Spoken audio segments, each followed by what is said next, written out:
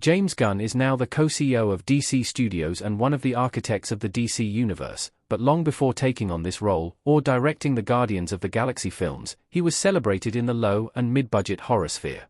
Always known as a filmmaker with style, James Gunn's needle drops have been common in his projects, and so has his violent brutality. While elements of these have even shown up in his superhero fare, it is Gunn's violent cinematic past that makes me most excited about this new DC project. The new franchise is still finding its way and its voice, but there have already been so many different and compelling DC Universe movies and shows announced.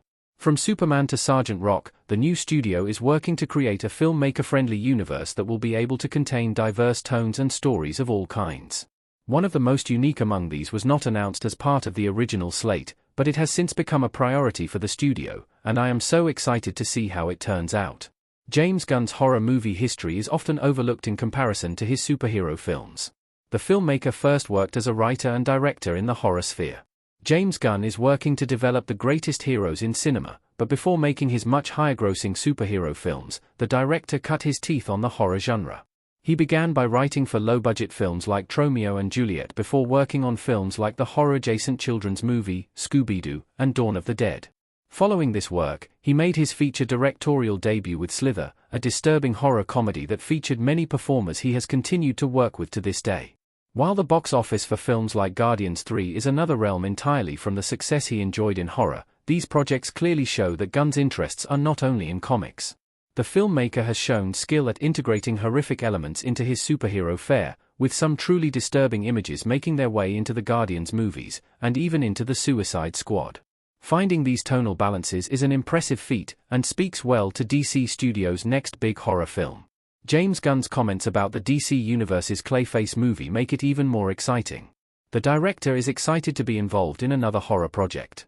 James Gunn recently spoke about the future of the DC Universe during a press event at the WB lot, and a number of details were revealed about all sorts of projects in the franchise, including Clayface. The new film was written by Mike Flanagan, the filmmaker behind The Haunting of Hill House and Dr. Sleep, and James Watkins is currently rumored to be directing the picture. During this event, Gunn opened up about his excitement for the project, confirming that it was a priority for the studio, and moving forward for a 2026 release. Gunn worked with his co-CEO Peter Safran on a 2016 horror film called The Belko Experiment, and spoke about how excited they would have been to receive this Clayface script at that time. "We would have died to have produced this movie because it was just a really excellent body horror script," he said. The project then seems to be something that he found very compelling on its own merits, conceding that the fact that it's in the DCU is just a plus. Coming from such an accomplished horror filmmaker, this is an excellent testament to the script's quality. The DCU's Clayface movie helps to keep a major franchise promise alive. The DC Universe is set to feature different tones and styles. This movement on the Clayface film is a testament to what Gunn has previously opened up about the DC Universe, and how it will be filled with different styles and tones. Gunn has opened up about the DCU's future and how each project will feel distinct. Speaking with Movazine during the promotion of Creature Commandos, Gunn reflected on this, and how even Peacemaker and Superman have such incredibly diverse tones.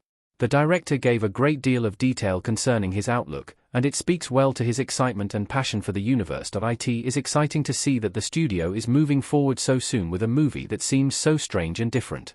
Adding in the franchise's plans for a unique war movie with Sergeant Rock, and it seems that the DCU's promise of an interconnected universe where all the films don't have to feel even similar is actually happening. This sounds like an incredibly difficult task, but it is also so exciting. It will remain to be seen if this plan can even work, but either way, I applaud the studio for trying. DC as a brand has had all kinds of different projects over the years.